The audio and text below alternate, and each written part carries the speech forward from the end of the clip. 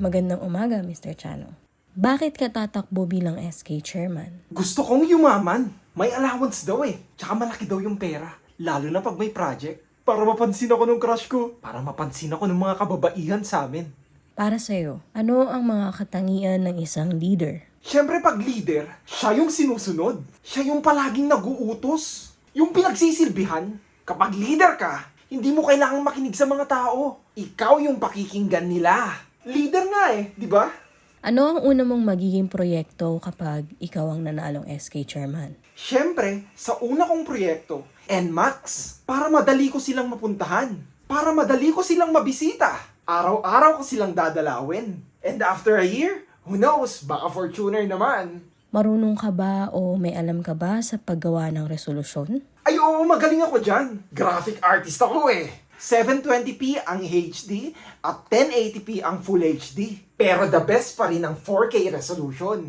Updated ka ba sa mga current events, issues, at mga popular na kaganapan sa bansa? Ay oo, tambay kaya ako sa TikTok at Facebook. Alam na alam ko yung mga trending issues ngayon. Para akong si Rendon Labador. Lahat ng issue sasawsawan ko. Para akong si Sian Gaza.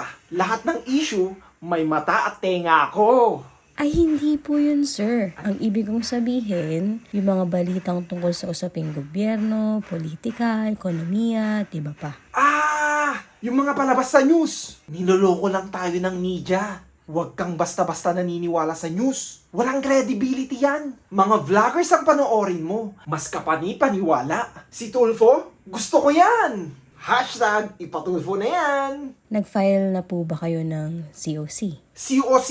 Araw-araw kaya akong naglalaro niyan. Naka-TH12 na nga ako eh. Clash of Clans? Professional na ako dyan. Ay, iba yun, sir. COC as in Certificate of Candidacy. Yung formal na paghahain ng interes nyo sa pagtakbo bilang SK chairman. Ayun ba yun? Yung tito ko na ang bahala dyan. Marami siyang kakilala at kapit. Sa barangay tsaka sa city hall, kilala siya doon. Pwede ho ba yun, sir? Apa pwede yun? Basta wag kang maingay ha. Atin-atin lang. Registered voter na ho ba kayo? Oo naman, dito na ako pinanganak. Dito na ako lumaki. Kailan po kayo nagpa-register? Ha? Di ba matik na yun? Buong buhay ko andito na ako.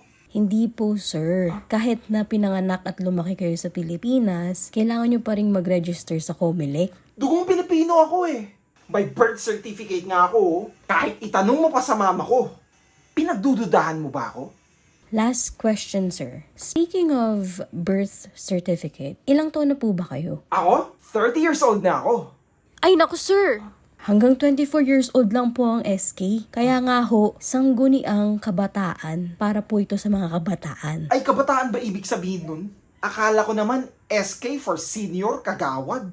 Di naman pala ako pwede dyan. Dapat kanina mo pa sinabi yan eh.